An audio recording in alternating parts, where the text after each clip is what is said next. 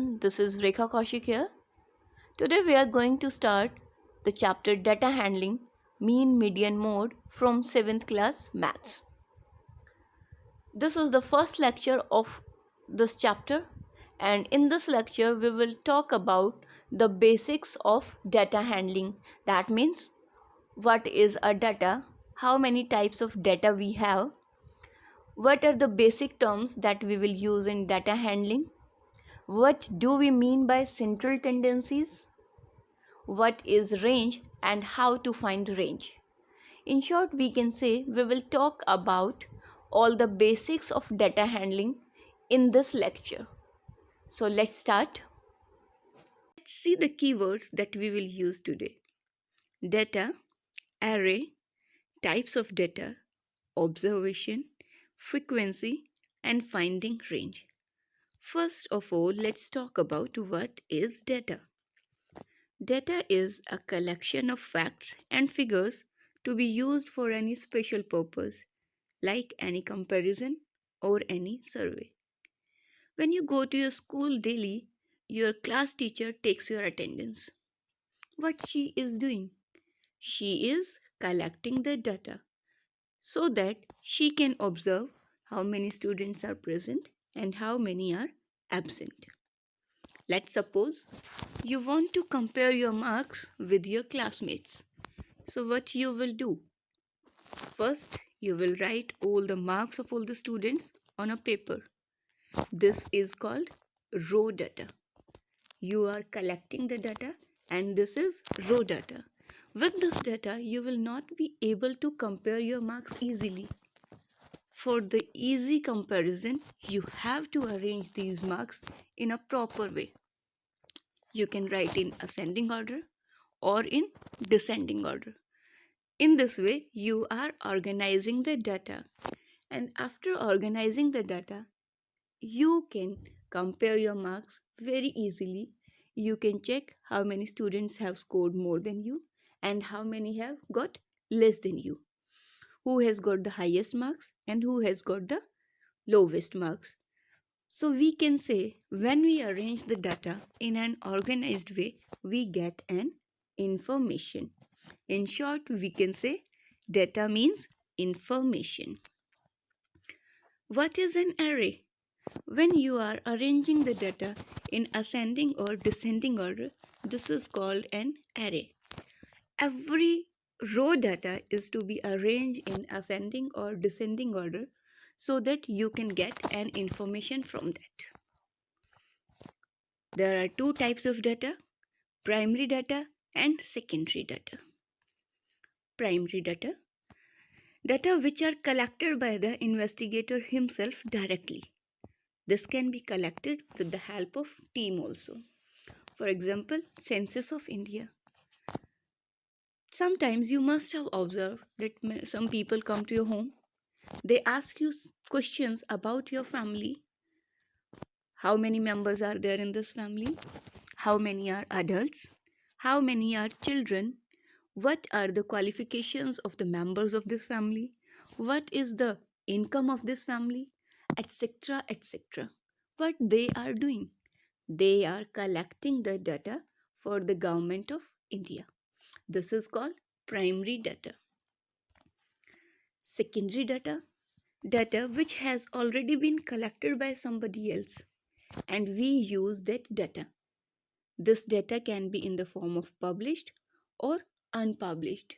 Like we use the information published in newspapers and we use the knowledge published in books. RTI is also an example of secondary data.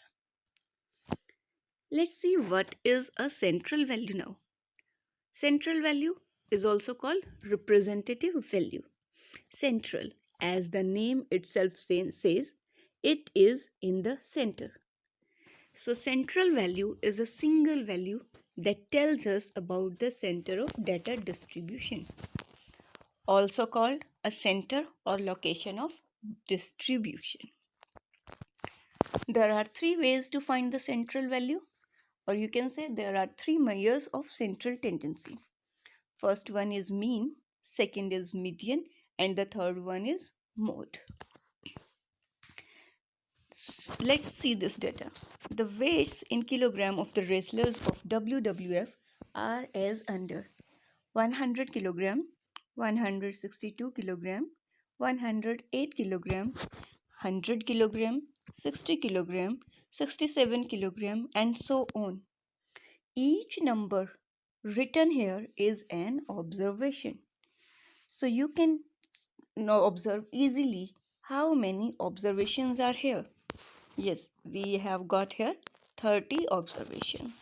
So number of observations is equal to 30.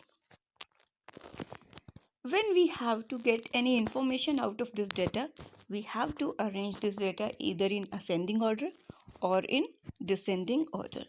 Here we have arranged this data in ascending order and we get 60 kilogram, 60 kilogram, 60 kilogram, 67 kilogram, 75 kilogram, 75 kilogram, 75 kilogram, 75 kilogram, then 100 kilogram, and so on. Here we can see that 60 is written 3 times, 67 is written 1 time, 75 is written 4 times.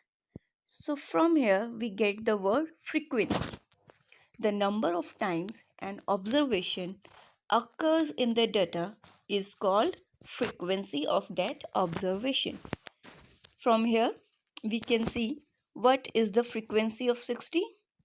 Yes, the frequency of 60 is 3. What is the frequency of 67? Yes, 1. Frequency of 75?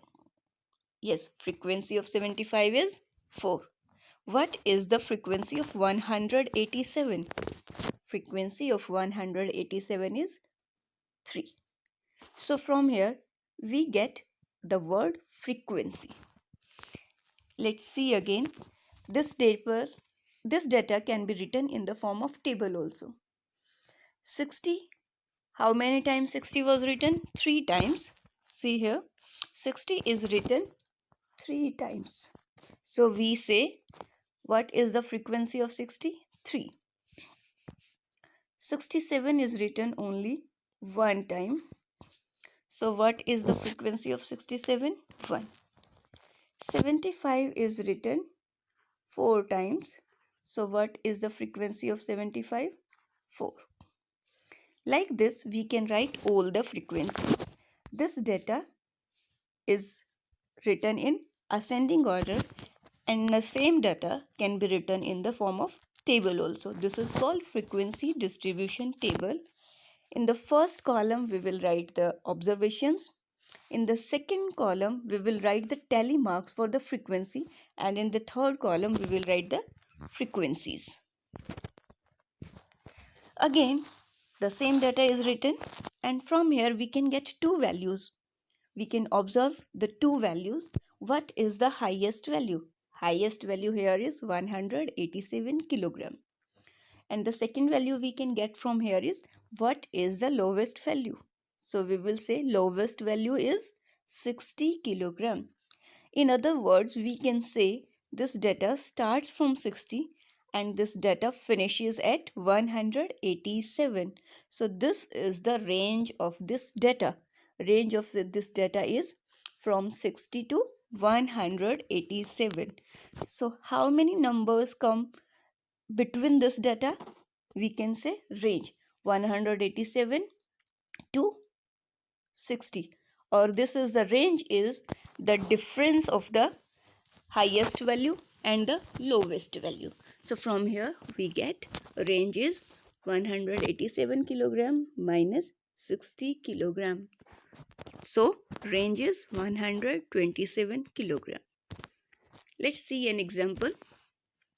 Marks scored by 15 students in a test of 50 marks are as 11, 23, 45, 6, 7, 9, 7, 34, 49, 21, 34, 26, 47, 8. This is row data. To get the range from here, we have to arrange this data in order. I have written here in ascending order.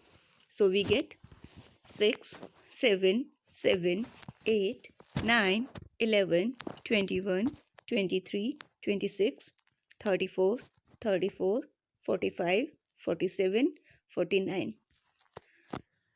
So we know to get the value of range, we want highest score and lowest score.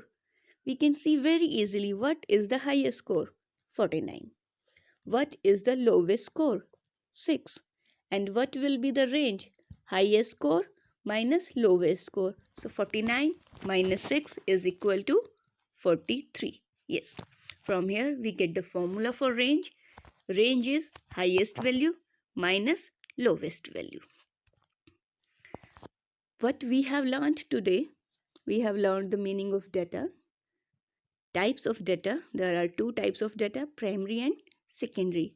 What is an array? What is an observation? What is a frequency? And what is range? Hope you have understood this topic. Let's see the worksheet. Find the range in each of the sets of the data given below. First question is done for you. In first column, the data is given. In second column, you will write this data in ordered pair, ordered form. This can be in ascending order or descending order. And in the third column, you will find the difference of the highest score and lowest score. You will get the range. Please do these questions and work hard. Thank you.